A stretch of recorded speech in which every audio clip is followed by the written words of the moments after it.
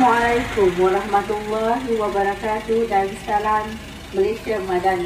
Tuan-tuan dan puan-puan diingatkan untuk terus berhati-hati dengan jenayah cyber seperti berita palsu, penipuan atas talian atau scam, kecurian data, pelanggaran hak cipta, serangan hackers, penyebaran kebencian dan menghasut keganasan. Kerajaan tidak mahu menyekat sebarang bentuk teknologi, namun perlu melihat kesan besar terhadap perkara ini untuk memastikan ketenteraman awam dan perpaduan dalam negara terus terpelihara.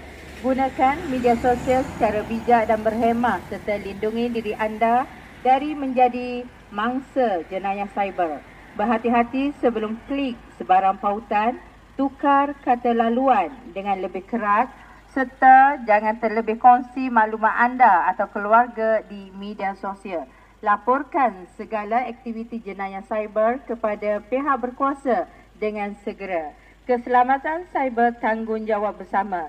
Hebahan khas ini dibawakan oleh Pejabat Penerangan Daerah Dungun. Sekian, terima kasih.